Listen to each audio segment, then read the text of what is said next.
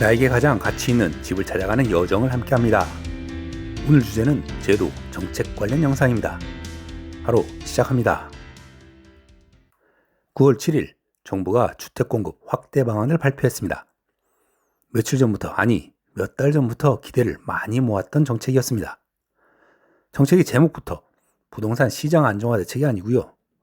주택공급 확대 방안으로 주택시장을 시장 원리의 측면에서 접근하겠다는 정부의 의지를 강조한 것으로 볼 수 있는데요. 내용을 꼼꼼히 살펴보고 효과를 전망해 보겠습니다.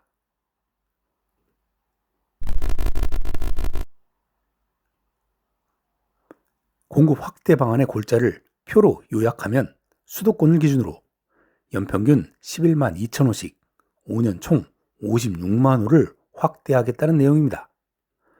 구체적인 공급 확대 방안을 5개의 카테고리로 설명하고 있는데요.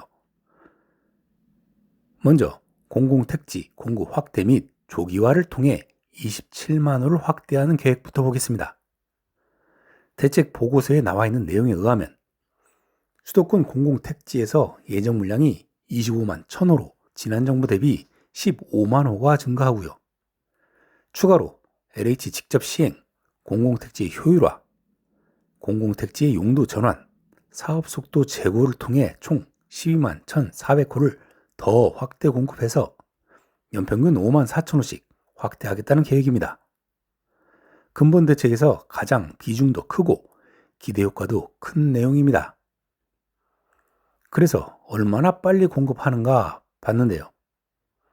올해는 구리 갈매 560세대, 왕숙지구 900세대, 진접투 470세대, 군포 대야미 1000세대, 과천 주암에서 930개, 서울 마곡에 380개를 추가로 예정하고 있긴 한데 수요 관심을 끌만한 고덕 강일과 고양 창릉이 내년에 예정이 되어 있고요.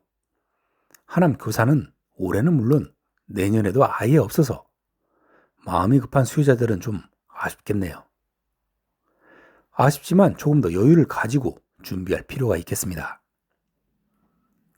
두 번째, 노후시설 유휴부지 재정비를 통해 3만 8천호를 공급하겠다는 계획을 살펴보면 노후 공공임대주택 재건축으로 2만 3천호, 노후 공공청사 재정비 복합 개발로 8천호, 미사용 학교 용지 등을 활용 3천호, 도심 국공유지 유휴부지에 4천호를 지어 5년간 모두 3만 8천호를 공급하겠다는데 공공임대 재건축으로 2만 3천호를 그렇게 빨리 공급할 수 있을지는 좀 회의적입니다. 세 번째로 도심지 주택공급 계획을 살펴보면 공공도심복합 5만호, 일기 신도시 정비 6만 3천호, 소규모 정비사업 1만 8천호, 정비사업 제도 종합 개편을 통해 23만 4천호, 총합 36만 5천호를 공급하겠다는 계획으로 전 정부 대비 연평균 3만 8천호를 확대 공급하겠다는 계획입니다. 다만 일기 신도시 정비사업은 작년에 노후 신도시 특별법이 통과된 후 5개 신도시에 선도지구 2개씩 10개 단지가 공급된다고 가정하면 단지당 6,300호씩 공급해야 가능한 숫자인데 현재 기준 2030년 이내에 10개 지구가 공급되기도 쉽지 않아 보이고요. 공급된다고 하더라도 멸실 세대를 감안하면 6만 3천호를 오롯이 공급 세대로 볼 수 있을지도 좀 애매합니다. 또한 정비사업 제도 종합 개편은 절차 개편, 공사비 상승 대응, 신뢰 가능 정비사업 기반 마련 등이 얼마나 실효를 거둘지는 좀 지켜봐야 할 듯 합니다.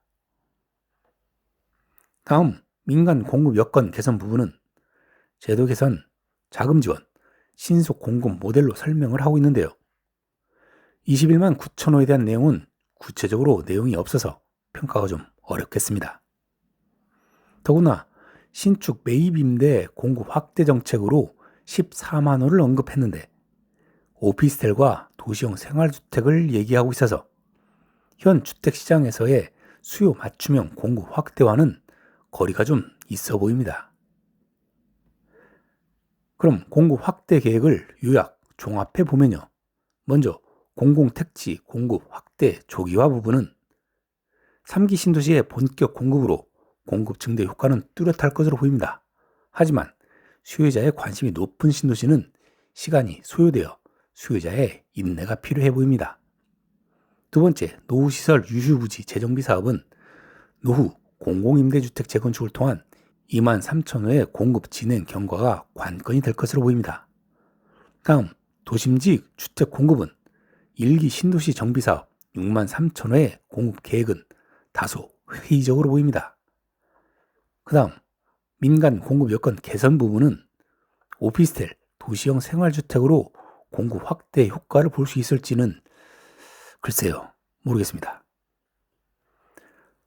과거 정부 대비 공급 확대는 분명히 가능할 것으로 전망은 되지만 전망만큼 충분히 공급 효과를 발휘하는 데는 다소 한계가 있을 것으로 예상합니다.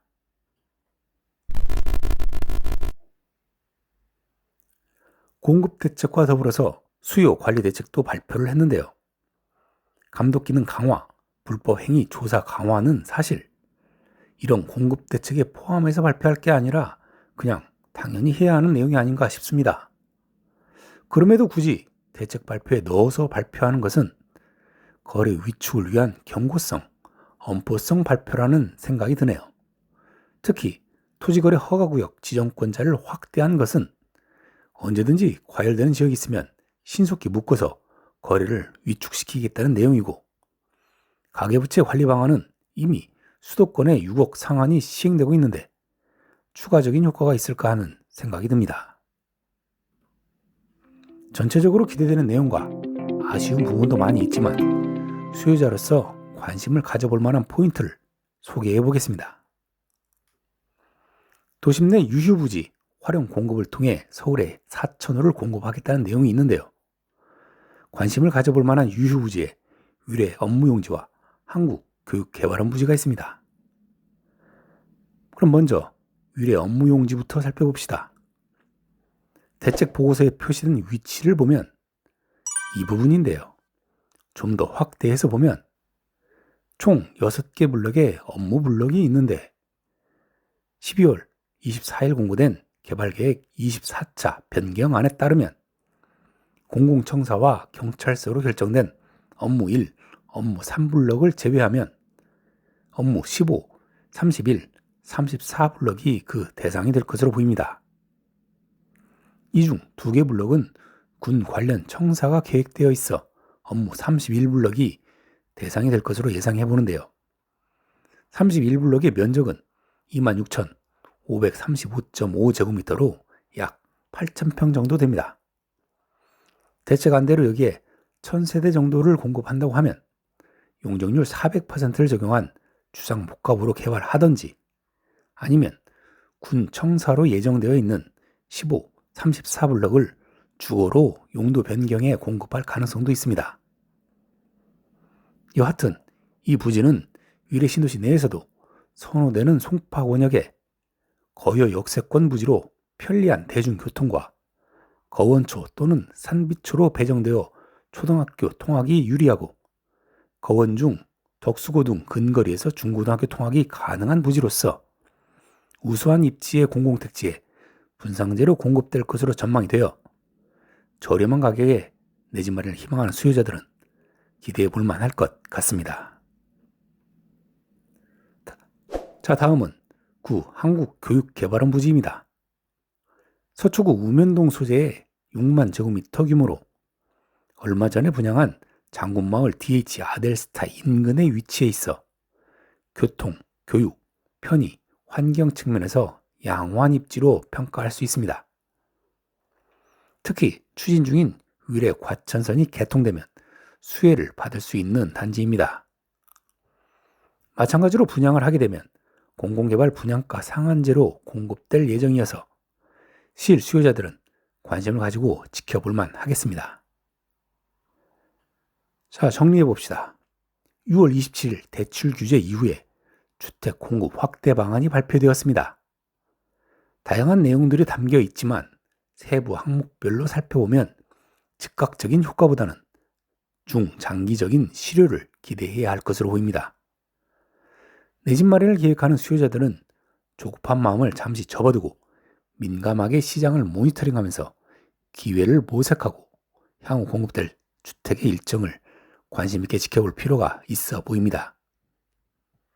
특히 3기 신도시를 비롯한 공공주택의 공급 일정 단축 상황과 서울 시내에 공급되는 도심 유휴부지의 공공개발 사업 등은 민감하게 볼 필요가 있습니다. 기존 주택에 관심이 있는 수요자는 재정비 관련 제도의 변화에 따라 1기 신도시, 도심 복합 개발 사업, 재건축 사업 등 관심 지역별로 단지를 모니터링할 만 하겠습니다. 오늘 준비한 영상은 여기까지고요. 구독자분들을 위해 항상 고민하고 더 나은 영상으로 또 찾아뵙겠습니다. 감사합니다.